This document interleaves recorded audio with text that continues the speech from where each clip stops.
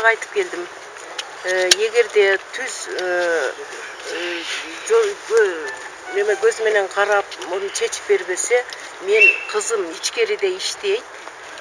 Алардын колунда. Мен тышкарыда ачкачылыкка отурамын. Бар. Бу жерде эмес, Бишкекке отурамын.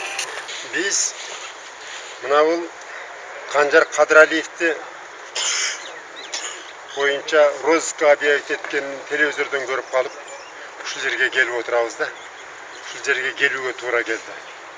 Бул розыскка объявить эткенин көргөндөн кийин биздин ушул жерге келген аксакалдар, элдин аксакалдары, өзгөндүн эли ушул эмне себептен ушундай болгондугуна өзүбүзчө гыжырданып отуруп, сүйлөшүп алып туруп, анан мени өзү Бишкекке жөнөтүштү. Акипресстен барып сүйлөп, ушул жерге биздин оюбузду, максатыбызды жеткиргенде. Мен 21 число күнү Акипресске пресс-конференцияда мен катыштым. Бул жердеги нерсе боюнча эмне деп айтсак болот? Мына Канжар биздин ушул Кыргызстанда жашап атканыбыздан кийин биз Кыргызстандын мыйзам закондорун толук колдойбуз.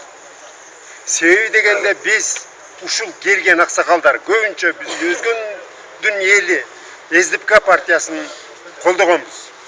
Себеби ошол жерде биздин кызыбыз Ыргал Кадыралиева да бар. Ошого карабастан мындан 2 ай мурун Сактан Келдибаевдин атынан Канжар Кадыралиевди каралоо максатында жазылган дуу арыздары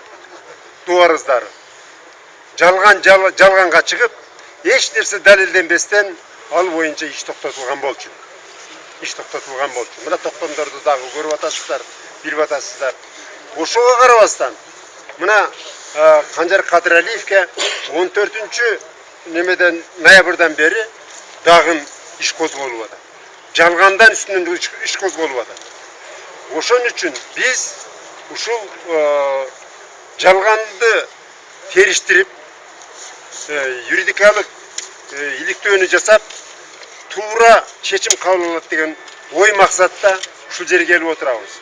Өткөндө мен пресс-конференцияда сүйлөгөндөгү сөздөрүм мына интернеттен көрүп атабыз. Массалык маалымат кызматындагы мына бул телевизордон үстүнөн арыз жазып, мындай дегенден кийин ошол далилденбей калгандан кийин эми Канжар Кадыралиев бизге кысым көрсөтөт деген ишенич менен элди үгүттөп атат. Өзүнүн туугандарын үгүттөп атат. Акчага муктаж адамдарды, акчага берилген адамдарды, көңүлү бош адамдарды издеп, үймө-үй түнү күнү дебей кирип жүрүп атышат. Элдин тынчын алып атышат. Bunday avalga жеткенибизге өзгөндүн эли аябай нааразы болуп атабыз.